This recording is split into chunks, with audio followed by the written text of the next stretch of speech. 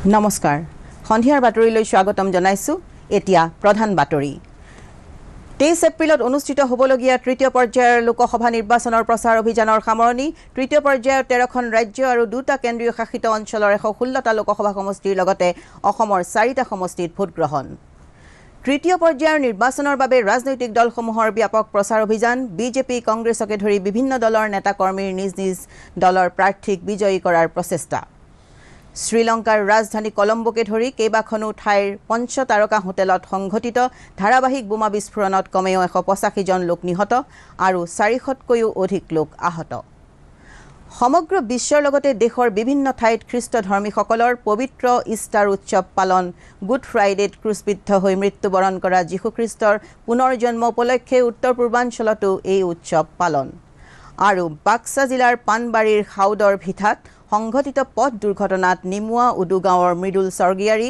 আৰু গোবৰ্ধনাৰ ধৰ্মেন্দ্ৰ ৰাভা নামৰ দুজন যুৱকৰ মৃত্যু এতিয়া বিতং বাতৰি অহা 23 এপ্ৰিলত অনুষ্ঠিত হ'বলগীয়া তৃতীয় পৰ্যায়ৰ লোকসভা নিৰ্বাচনৰ প্ৰচাৰ অভিযানৰ আজি বিয়লি সামৰণি পৰে তৃতীয় পৰ্যায়ত 13খন ৰাজ্য আৰু 2টা কেন্দ্ৰীয় শাসিত অঞ্চলৰ 116টা লোকসভা সমষ্টিত ভোটগ্ৰহণ হ'ব বিভিন্ন ৰাজনৈতিক দলৰ শীৰ্ষস্থানীয় নেতাসকলে ভোটাৰসকলৰ মন জয় কৰাৰ কাৰণে নিৰ্বাচনী সভা আৰু ৰোড শ্ব'ত অংশগ্ৰহণ কৰিছে গুজৰাটৰ পাটানত অনুষ্ঠিত এখন নিৰ্বাচনী সভাত ভাষণ দি প্ৰধানমন্ত্ৰী নৰেন্দ্ৰ মোদীয়ে কয় যে বিজেপি সমৃদ্ধ ভাৰতৰ লগতে এখন শক্তিশালী ভাৰত গঢ়াৰ বাবে প্ৰতিশ্ৰুতিবদ্ধ তেওঁ কংগ্ৰেছ দলক অপশাসন আৰু ৰাষ্ট্ৰীয় সুৰক্ষাৰ ক্ষেত্ৰত আপোচ কৰা বুলি সমালোচনা কৰে প্ৰধানমন্ত্ৰীয়ে ৰাজস্থানৰ চিত্তৰগড় আৰু বাৰ্মাৰতো দুখন নিৰ্বাচনী সভাত অংশগ্ৰহণ কৰিব কংগ্ৰেছ সভাপতি ৰাহুল গান্ধীয়ে ৰাজস্থানৰ বানসাৰা জিলাৰ বেনেশ্বৰ ধামৰ এখন ৰাজহুৱা সভাত ভাষণ দিব অসমৰ 4টা লোকসভা সমষ্টি গুৱাহাটী বৰপেটা ধুবুৰী আৰু কোকৰাঝাৰত তৃতীয় পৰ্যায়ৰ নিৰ্বাচনত 54 গৰাকী প্ৰাৰ্থীয়ে প্ৰতিদ্বন্দ্বিতা কৰিছে বিজেপিৰ প্ৰাৰ্থীসকলৰ সমৰ্থনত মুখ্যমন্ত্ৰী সৰ্বানন্দ সোণোৱাল বিত্তমন্ত্ৰী হিমন্ত বিশ্ব শৰ্মা প্ৰমুখ্যে দলৰ জ্যেষ্ঠ নেতাসকলে প্ৰচাৰ অভিযানত ভাগ লৈছে কংগ্ৰেছ দলৰ হৈ প্ৰাক্তন মুখ্যমন্ত্ৰী তৰুণ গগৈ আৰু AIUDF দলৰ হৈ সভাপতি বদৰুদ্দিন আজমল আৰু BPF দলৰ প্ৰাৰ্থী প্ৰমীলা ৰাণী ব্ৰহ্মই বিভিন্ন ঠাইত অনুষ্ঠিত সভা সমিতিত অংশগ্ৰহণ কৰিছে গুৱাহাটী সংসদীয় সমষ্টিত বিজেপিৰ প্ৰক্ষেপিত প্ৰাৰ্থী কুইন উজাৰ সমৰ্থনত আজি মুখ্যমন্ত্ৰী সৰ্বানন্দ সোণোৱালে এটা মটৰচাইকেল ৰেলীত অংশগ্ৰহণ কৰে মহানগৰীৰ খানাপাৰাস্থিত পশু চিকিৎসা মহাবিদ্যালয়ৰ খেলপথাৰৰ পৰা আৰম্ভ হোৱা এই ৰেলীত মুখ্যমন্ত্ৰী সোণোৱালৰ উপৰিও বিজেপি অসমৰ প্ৰভাৰী ডক্টৰ মহেন্দ্ৰ সিং শিক্ষামন্ত্ৰী সিদ্ধাৰ্থ ভট্টাচাৰ্য ৰাজ্যিক মুখপাত্ৰ ৰূপম গোস্বামী আৰু দলীয় কৰ্মীসকলে অংশগ্ৰহণ কৰে ৰেলীটোৱে Ganeshguri GS road AT road 8 গাঁও পানবজাৰ আৰু চানমাৰী হৈ পুনৰ গণেশগুৰিলৈ উভতি আহে মুখ্যমন্ত্ৰী সোণোৱালে নিৰ্বাচনী প্ৰচাৰৰ আজি অন্তিম দিনা এই মন্তব্য কৰে যে ৰাজ্যখনত ইতিমধ্যে হৈ যোৱা প্ৰথম আৰু দ্বিতীয় পৰ্যায়ৰ নিৰ্বাচনত বিজেপিয়ে আটাইকেইখন আসনতে জয়লাভ কৰিব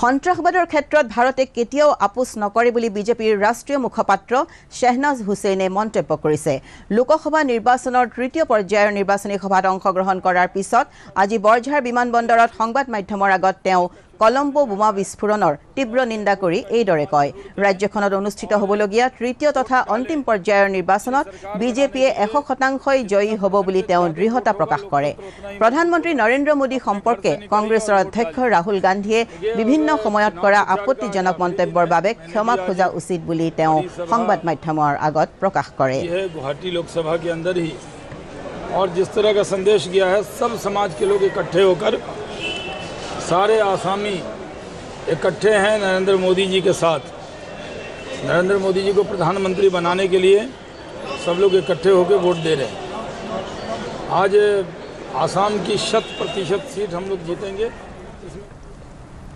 তৃতীয় পৰ্যায়ত অনুষ্ঠিত হ'বলগীয়া লোকসভা নিৰ্বাচনৰ প্ৰচাৰ কাৰ্যসূচীৰ আজি বিয়লি সামৰণি পৰে গুৱাহাটী লোকসভা সমষ্টিৰ প্ৰাৰ্থী ববিতা শৰ্মাৰ সমৰ্থনত আজি পুৱা প্ৰদেশ কংগ্ৰেছৰ উদ্যোগত গুৱাহাটীৰ দিছপুৰস্থিত মানৱেন্দ্ৰ শৰ্মা চৌহদৰ পৰা GS ৰোড হৈ জালুকবাৰীলৈকে এটা বিশাল মটৰচাইকেল ৰেলী উলিওৱা হয় এই ৰেলীত প্ৰদেশ কংগ্ৰেছৰ সভাপতি ৰিপুন বৰা বিৰোধী দলপতি দেৱব্ৰত শইকীয়া আৰু গুৱাহাটী লোকসভা সমষ্টিৰ প্ৰাৰ্থী ববিতা শৰ্মায়ো অংশগ্ৰহণ কৰে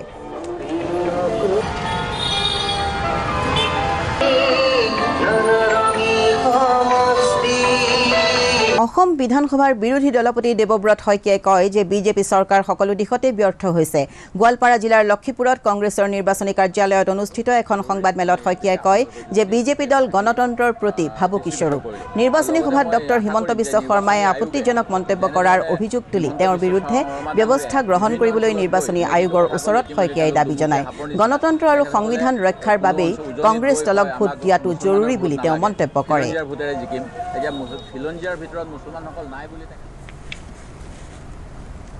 ৰাজ্যৰ দ্বিতীয় তথা অন্তিম পৰ্যায়ৰ নিৰ্বাচনী প্ৰচাৰৰ শেষৰ দিনা মুখ্যমন্ত্ৰী সৰ্বানন্দ সোণোৱালে নগৰবেৰাৰ সমীপৰ চৰ অঞ্চলসমূহত নিৰ্বাচনী প্ৰচাৰ চলায়। মুখ্যমন্ত্ৰীয়ে বাঘমাৰা চৰত অনুষ্ঠিত এখন নিৰ্বাচনী সভাত ভাষণ দি হিন্দু মুছলমানৰ একতা আৰু ভাতৃত্ববোধৰ বিষয়ে দোহাৰে। ৰাজ্যৰ সকলো ধৰ্মাৱলম্বী লোকক মিলাপ্ৰীতি আৰু সমন্বয়েৰে আগুৱাই যাবলৈ আহ্বান জনায়। কংগ্ৰেছ দলেহে বিভাজনৰ ৰাজনীতি কৰে বুলি তেওঁ মন্তব্য কৰে। অসমত বসবাস কৰা বিভিন্ন জাতি জনগোষ্ঠীৰ লোকক বিভাজিত কৰি ৰাজনৈতিক সুবিধা আদায় কৰাই কংগ্ৰেছৰ প্ৰধান লক্ষ্য বুলি তেওঁ কটাক্ষ কৰে। তেওঁ কয় যে বিজেপিয়ে ধৰ্মক লৈ কেতিয়াও ৰাজনীতি নকৰে। সভাত কৃষিমন্ত্ৰী অতুল বৰা, অগপৰ জ্যেষ্ঠ নেতা কমলা কলিতা, জ্যোতিপ্ৰসাদ দাস, আব্দুল বাৰিক প্ৰমুখ্যে কেইবাগৰাকীও নেতা উপস্থিত থাকে। মুখ্যমন্ত্ৰীয়ে পাছত বঙাইগাঁৱৰ মানিকপুৰত অনুষ্ঠিত এখন নিৰ্বাচনী সভাতো অংশগ্ৰহণ কৰে। সভাত ভাষণ দি তেওঁ কয় যে দেশত পুনৰ মোদী চৰকাৰ হলে উন্নয়নৰ গতি অব্যাহত হৈ থাকিব। অহা 23 এপ্ৰিলত অনুষ্ঠিত হ'বলগীয়া ৰাজ্যৰ তৃতীয় পৰ্যায়ৰ লোকসভা নিৰ্বাচনৰ কোকৰাঝাৰ সমষ্টিৰ ভাৰতীয় জনতা পাৰ্টি, অসম গণ পৰিষদ, BPF মিত্ৰজোঁটৰ প্ৰাৰ্থী প্ৰাক্তন মন্ত্ৰী প্ৰমীলা ৰাণী ব্ৰহ্মৰ হৈ কালি ভৱানীপুৰত বিত্তমন্ত্ৰী ডক্টৰ হিমন্ত বিশ্ব শৰ্মাই নিৰ্বাচনী প্ৰচাৰ চলায়। এই উপলক্ষে আয়োজিত সভাত অংশগ্ৰহণ কৰি মন্ত্ৰী শৰ্মাই ৰাইজক উদ্দেশ্যি দিয়া ভাষণত ইতিমধ্যে হৈ যোৱা প্ৰথম আৰু দ্বিতীয় পৰ্যায়ৰ নিৰ্বাচনত 9খন আসনত বিজেপিৰ জয় নিশ্চিত বুলি মন্তব্য কৰে। প্ৰধানমন্ত্ৰী মোদীৰ কাৰ্যকালত চৰকাৰে গ্ৰহণ কৰা বিভিন্ন আঁচনিৰ বিষয়ে উল্লেখ কৰি তেওঁ বিজেপি পুনৰ ক্ষমতালৈ আহিলে 2021 চনৰ ভিতৰত ৰূপায়ণ কৰিবলগীয়া অন্যান্য আঁচনিৰ জৰিয়তে দুখীয়া লোকসকল কিদৰে উপকৃত হ'ব সেই বিষয়েও সদৰি কৰে। তেওঁ প্ৰাক্তন সাংসদ নৱকুমাৰ শৰণীয়া আৰু বদৰুদ্দিন আজমলক কঠোৰ ভাষাৰে সমালোচনা কৰে। সভাত BTC প্ৰধান হাগ্ৰামা মহিলাৰী, সাংসদ ৰামেশ্বৰ তেলী, বিশ্বজিৎ দৈমাৰী আৰু মনোজ বৰুৱা উপস্থিত আছিল। ডক্টৰ শৰ্মাই আজি হেলিকপ্টাৰেৰে বঙাইগাঁৱত উপস্থিত হৈ বৰপেটা লোকসভা সমষ্টিত মিত্ৰজোঁটৰ প্ৰাৰ্থী কুমাৰ দীপক দাসৰ হৈ নিৰ্বাচনী প্ৰচাৰ চলায়। বঙাইগাঁৱৰ গান্ধী ময়দানত অনুষ্ঠিত নিৰ্বাচনী সভাত ভাষণ দি ডক্টৰ শৰ্মাই কয় যে অসমৰ ৰাইজে পুনৰ এবাৰ প্ৰধানমন্ত্ৰী হিচাপে নৰেন্দ্ৰ মোদীক বিচাৰে। কোকৰাঝাৰ লোকসভা সমষ্টিৰ নিৰ্বাচনী প্ৰচাৰৰ আজি অন্তিম দিন। সমষ্টিটোত প্ৰতিটো দলৰ নিৰ্বাচনী প্ৰাৰ্থীৰ প্ৰচাৰ কাৰ্য সম্প্ৰতি তুংগত উঠিছে। কালি বাক্সা জিলাৰ শালবাৰীত অনুষ্ঠিত BPFৰ এখন নিৰ্বাচনী সভাত সাংসদ বিশ্বজিৎ দৈমাৰীয়ে অংশগ্ৰহণ কৰি সমষ্টিটোৰ BPF দলৰ প্ৰাৰ্থী প্ৰমীলা ৰাণী ব্ৰহ্মৰ হৈ নিৰ্বাচনী প্ৰচাৰ চলায়। ভাষণ প্ৰসংগত তেওঁ সন্মিলিত জনগোষ্ঠীয় ঐক্য মঞ্চৰ কোকৰাঝাৰ সমষ্টিৰ প্ৰাৰ্থী সাংসদ নৱকুমাৰ শৰণীয়া আৰু UPPLৰ প্ৰাৰ্থী উৰ্খাও গৌৰৱ ব্ৰহ্মক তীব্ৰ সমালোচনা কৰে। আজি প্ৰচাৰ কাৰ্যৰ অন্তিম দিনা UPPLৰ প্ৰাৰ্থী UG ব্ৰহ্মৰ সমৰ্থনত জিলাখনৰ তামুলপুৰত ব্ৰহ্মৰ সমৰ্থকসকলে এটা বিশাল বাইক ৰেলী উলিয়ায়। তামুলপুৰ মটঙা চকত থকা দলৰ কাৰ্যালয়ৰ পৰা উলিওৱা এই ৰেলীত প্ৰায় 5 শতাধিক বাইক আৰোহীয়ে অংশগ্ৰহণ কৰে। বিভিন্ন অঞ্চল ভ্ৰমণ কৰাৰ পাছত কুমাৰীকাটাত থকা কাৰ্যালয়ত ৰেলীৰ সামৰণি পৰে। ৰাজ্যখনত নিৰ্বাচনী প্ৰচাৰৰ আজি অন্তিম দিনা গোৱালপাৰাৰ লক্ষীপুৰৰ ৰাজহুৱা খেলপথাৰত আয়োজিত এখন জনসভাত AIUDF দলৰ সভাপতি তথা ধুবুৰী লোকসভা সমষ্টিৰ প্ৰাৰ্থী বদৰুদ্দিন আজমলে প্ৰচাৰ অভিযান চলায়। তেওঁ বিজেপি আৰু কংগ্ৰেছক তীব্ৰ সমালোচনা কৰে আৰু AIUDF দলক ভোট দি নিৰ্বাচনত জয়ী কৰিবলৈ ৰাইজৰ প্ৰতি আহ্বান জনায়।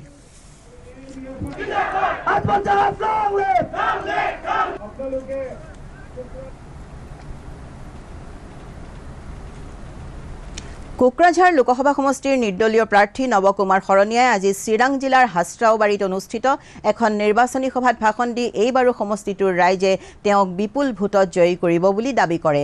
শৰণীয়াই কয় যে তেওঁ নিৰ্বাচিত হ'লে অহা 24 মে'ৰ পৰাই নতুন অভিযান আৰম্ভ কৰিব। চিৰাং জিলা ABMCৰ সভাপতি আবু জুবাইৰ মণ্ডলৰ সভাপতিত্বত অনুষ্ঠিত সভাখনত আক্ৰাছুৰ উপসভাপতি ফণীন্দ্ৰ সিংহ, ABMCৰ সহকাৰী সম্পাদক শামছুল হকো উপস্থিত আছিল। শ্ৰীলংকাৰ ৰাজধানী কলম্বোকে ধৰি কেইবাখনো ঠাইত অৱস্থিত 5 ষ্টাৰ হোটেলত ধাৰাবাহিক বোমা বিস্ফোৰণ হোৱাৰ ফলত কমেও 185 জন লোক নিহত আৰু 400তকৈও অধিক লোক আহত হয়। কলম্বোৰ চাংগ্ৰিলা, কিংছবাৰী আৰু চিনামন গ্ৰেণ্ড হোটেলত সংঘটিত বিস্ফোৰণত কমেও 9 জন বিদেশী নাগৰিক নিহত আৰু 12 জনতকৈও অধিক আহত হয়। ইষ্টাৰ উৎসৱ উপলক্ষে কেইবাটাও গীৰ্জাৰ উদ্যোগত এই হোটেলসমূহত আয়োজিত প্ৰাৰ্থনা সভাৰ সময়তে বোমা বিস্ফোৰণ হয়। এতিয়ালৈকে কোনো সংগঠনে এই আক্ৰমণৰ দায়িত্ব স্বীকাৰ কৰা নাই। শ্ৰীলংকাৰ প্ৰধানমন্ত্ৰী ৰনিল বিক্ৰমসিংঘেই আজি পৰিস্থিতি পৰ্যালোচনা কৰাৰ কাৰণে এখন জৰুৰী বৈঠক আহ্বান কৰিছে। ভাৰতৰ ৰাষ্ট্ৰপতি ৰামনাথ কোবিন্দ, উপৰাষ্ট্ৰপতি এম ভেংকায়া নাইডু, প্ৰধানমন্ত্ৰী নৰেন্দ্ৰ মোদী আৰু বৈদেশিক মন্ত্ৰী সুষমা স্বৰাজে এই নৃশংস আক্ৰমণক গৰিহণা দিছে। সমগ্ৰ বিশ্বৰ লগতে ভাৰততো আজি খ্ৰীষ্ট ধৰ্মীসকলৰ পবিত্ৰ ইষ্টাৰ উৎসৱ পালন কৰা হয়। গুড ফ্ৰাইডেত ক্ৰুচবিদ্ধ হৈ মৃত্যুবৰণ কৰা যীশু খ্ৰীষ্টৰ পুনৰ জন্ম উপলক্ষে এই উৎসৱ পালন কৰা হয়। গীৰ্জাঘৰসমূহত মাজনিশাৰ লগে লগে যীশু খ্ৰীষ্টৰ পুনৰ জন্মৰ বিষয়ে ঘোষণা কৰাৰ পাছতে বিশেষ প্ৰাৰ্থনা সভাৰ আয়োজন কৰা হয়। এই উপলক্ষে ভাৰতৰ বিভিন্ন ঠাইৰ গীৰ্জাঘৰসমূহতো বিশেষ প্ৰাৰ্থনাৰ আয়োজন কৰা হয়। ৰাষ্ট্ৰপতি ৰামনাথ কোবিন্দ, উপৰাষ্ট্ৰপতি এম ভেংকায়া নাইডু আৰু প্ৰধানমন্ত্ৰী নৰেন্দ্ৰ মোদীয়ে ইষ্টাৰ উপলক্ষে দেশবাসীক ওলগ জনায়। বাক্সা জিলাৰ পানবাৰীৰ খাউদৰ ভিঠাত কালি নিশা সংঘটিত এটা পথ দুৰ্ঘটনাত নিমুৱা উদু গাঁৱৰ মৃদুল স্বৰ্গীয়াৰী আৰু গোবৰ্ধনাৰ ধৰ্মেন্দ্ৰ ৰাভা নামৰ দুজন যুৱক নিহত হয়। ঘটনা সন্দৰ্ভত আমাৰ সংবাদদাতাই জনোৱা মতে উইংগাৰ গাড়ী এখনেৰে শালবাৰীৰ পৰা নিজ গৃহলৈ গৈ থকা অৱস্থাত শালবাৰী খাউদৰ ভিঠা সংযোগী গড়কাপ্তানী পথৰ পকী দলঙৰ কাষত থকা গছ এডালত তীব্ৰ জোৰেৰে গাড়ীখনে খুন্দা মৰাৰ ফলতে এই ভয়াৱহ দুৰ্ঘটনাটো সংঘটিত হয়। গাড়ী চালক মৃদুল স্বৰ্গীয়াৰী ঘটনাস্থলীতে নিহত হয়। গুৰুতৰভাৱে আহত ধৰ্মেন্দ্ৰ ৰাভাক চিকিৎসালয়লৈ লৈ যোৱা অৱস্থাত মৃত্যু হয়। IPL ক্ৰিকেট প্ৰতিযোগিতাত আজি এখন খেলত হায়দৰাবাদত কলকাতা নাইট ৰাইডাৰ্ছ আৰু ছানৰাইজাৰ্ছ হায়দৰাবাদৰ মুখামুখি হ'ব। বাংগালুৰুত নিশা 8 বজাত অনুষ্ঠিত হ'বলগীয়া আন এখন খেল ৰয়েল চেলেঞ্জাৰ্ছ বাংগালোৰ আৰু চেন্নাই ছুপাৰ কিংছৰ মাজত অনুষ্ঠিত হ'ব। কালি দিল্লীত অনুষ্ঠিত প্ৰতিযোগিতাৰ এখন খেলত দিল্লী কেপিটেলছে কিংছ 11 পাঞ্জাৱক 5 উইকেটত পৰাস্ত কৰে। ইপিনে জয়পুৰত অনুষ্ঠিত আন এখন খেলত ৰাজস্থান ৰয়েলছে মুম্বাই ইণ্ডিয়ানছক 5 উইকেটত পৰাস্ত কৰে। শনিবাৰে নিশা প্ৰচণ্ড ধুমুহাই ধেমাজিৰ চমৰাজান আৰু পশ্চিম ধেমাজিত বহুতো গছ-গছনি ভঙাৰ লগতে অৰ্ধ শতাধিক বাসগৃহৰ ক্ষতিসাধন কৰে। ধুমুহাৰ ফলত গুৰুতৰভাৱে আহত চমৰাজানৰ 2 নম্বৰ টেঙাপুৰৰ এগৰাকী বৃদ্ধা চিকিৎসাধীন হৈ আছে। বটুৱা অঞ্চলৰ 30টাৰো অধিক বাসগৃহৰো ক্ষতিসাধন কৰা হয়। সন্ধিয়াৰ বাতৰি ইমানেই। নমস্কাৰ।